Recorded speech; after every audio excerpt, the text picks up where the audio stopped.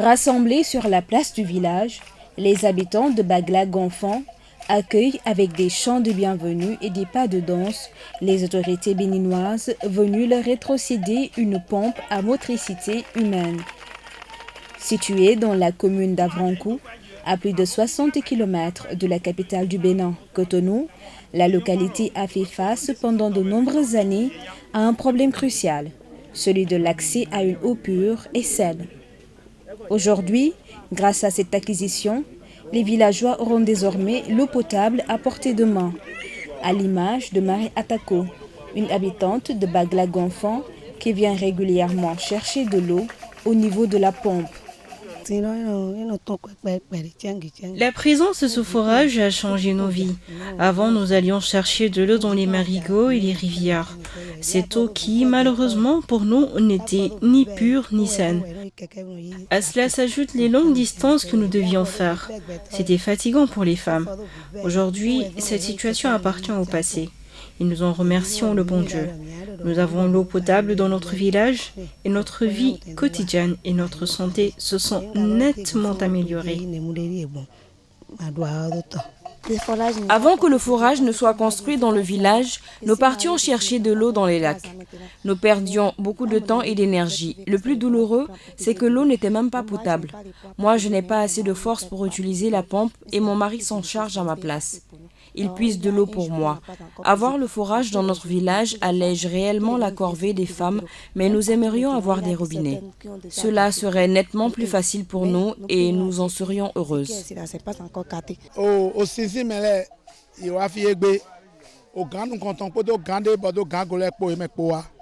Nous sommes contents et reconnaissants d'avoir ce forage dans notre village. Avant, les maladies hydriques étaient vraiment fréquentes dans notre village car l'eau était impure. Nos femmes étaient fatiguées à cause des longues distances qu'elles parcouraient et le poids des bassines d'eau qu'elles transportaient. Aujourd'hui, elles ont plus de temps pour s'occuper d'elles, de la maison, de leurs activités génératrices de revenus, car elles ont un forage tout près de leur case.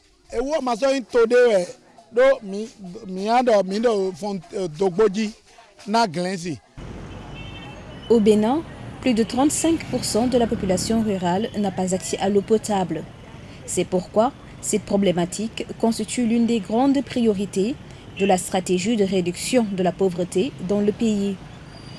La commission de l'UEMOA, l'Union économique et monétaire ouest-africaine, dans le cadre du PHV, son programme d'hydraulique villageoise, y a contribué avec la réalisation de 521 forages équipés de pompes à motricité humaine au profit des populations béninoises.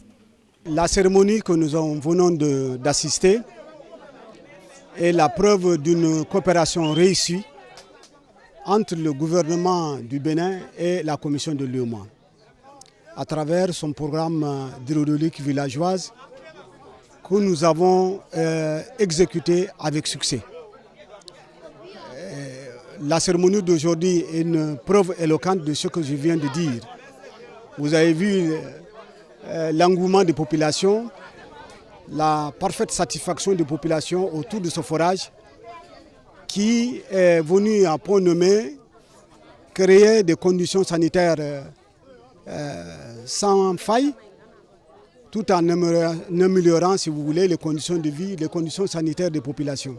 L'impact positif, effectivement, que ces forages ont sur la population, c'est que ça permet de desservir plus de 130 000 populations de milieux ruraux, et ce qui était énorme, surtout si l'on sait que c'est une première phase et qu'une deuxième phase va suivre, notamment avec deux objectifs principaux qui me tiennent à cœur. C'est de transformer ces forages à motricité humaine en forages, je dirais, automatiques pour alléger la souffrance des femmes qui sont en fait les premières en ligne pour les questions d'eau potable. Donc si on peut arriver à transformer ces forages à motricité humaine en forages électriques à partir de l'énergie solaire par exemple, de manière automatique, ça allégera beaucoup la tâche de nos femmes, des milieux ruraux. Et d'autre part, l'augmentation effectivement du nombre de ces forages va permettre une desserte encore plus grande vis-à-vis des populations donc, rurales. C'est vraiment bien, c'est vraiment une bonne chose pour cette phase où nous venons maintenant de prendre possession et nous leur avons dit que nous garantissons un bon entretien pour que la population en bénéficie davantage. Et pour la deuxième phase, c'est déjà une doléance que nous avons lancée, qu'on ne nous oublie pas parce que nous avons encore plusieurs de localités qui ont encore besoin de l'eau potable pour le bien-être des enfants, des femmes enceintes, des jeunes et tous ceux qui constituent la population. Le PHV entre dans le cadre du PER, le programme économie régionale de l'UEMOA, qui vise à assurer une croissance durable et la réduction de la pauvreté dans l'espace communautaire. Au Bénin, ce programme de base concernait 300 forages. Il a été achevé pour l'essentiel en 2008 et les forages ont été mis en service en 2009. Sur décision de l'UEMOA et après accord des autorités béninoises, le programme de base a été suivi d'un programme complémentaire de 100 forages. L'exécution des travaux a été assurée par l'AGETUR, l'Agence d'exécution des travaux urbains du Bénin. Comme l'ensemble des pays de l'UEMOA, le Bénin plutôt a été bénéficiaire du programme PHV de l'UEMOA.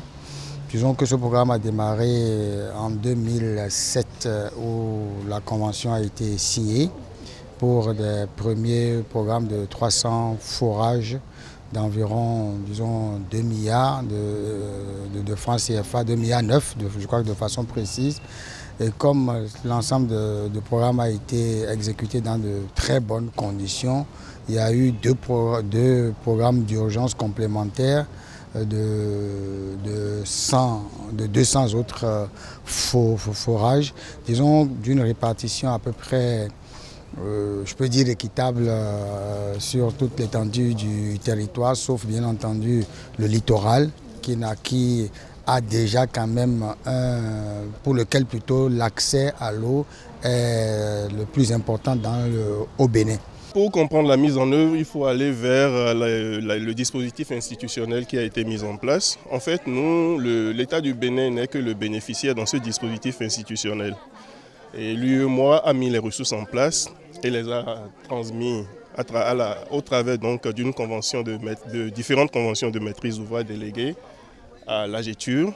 Et c'est l'AGETUR qui a donc recruté les bureaux d'études qui ont procédé aux études d'implantation et les entreprises qui sont venues réaliser les ouvrages sur les différents sites qui ont été sélectionnés.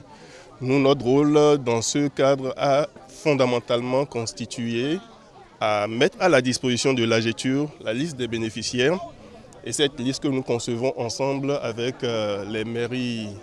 les différentes mairies bénéficiaires du Bénin.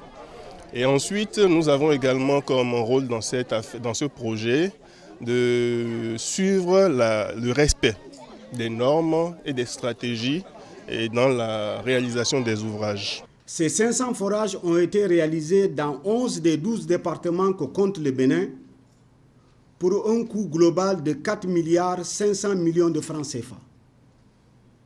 Seul le département du littoral, dont le taux d'accès est plus élevé, n'a pas été bénéficiaire.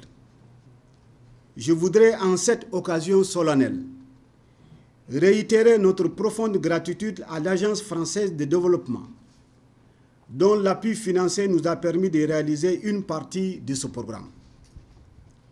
Il me plaît de rappeler que le programme hydraulique villageoise de l'UEMOA a permis de créer des emplois à travers des bureaux d'études, les entreprises, les ONG, les artisans réparateurs et de donner du travail au comité de gestion des points d'eau, aux maraîchers ou aux éleveurs, entre autres.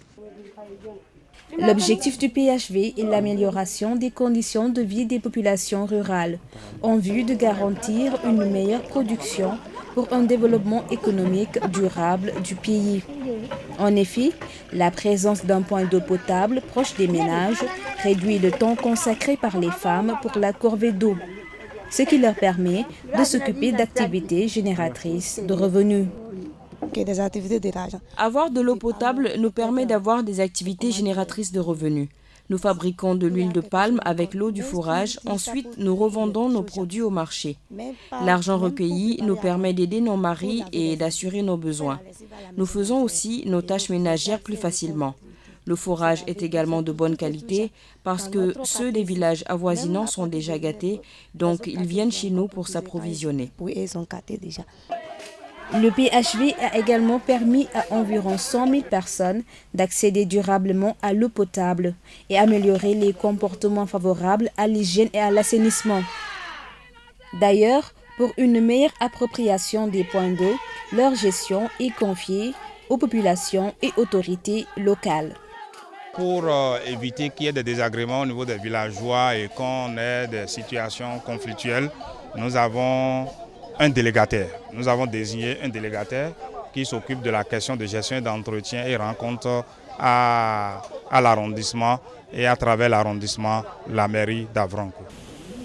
La bonne mise en œuvre de la première phase du PHV a permis à la commission de l'UEMOA de mobiliser 12,5 millions de dollars pour le Bénin auprès de la Banque islamique de développement afin de financer la seconde phase qui a été lancée le 28 juillet 2016 à Dakar, au Sénégal. Dans le cadre de cette seconde phase, il sera réalisé au Bénin 120 forages équipés de pompes à motricité humaine, 25 mini-adductions d'eau solaire, 2 adductions d'eau multivillage, 6 postes autonomes, 60 latrines publiques et 2250 latrines privées.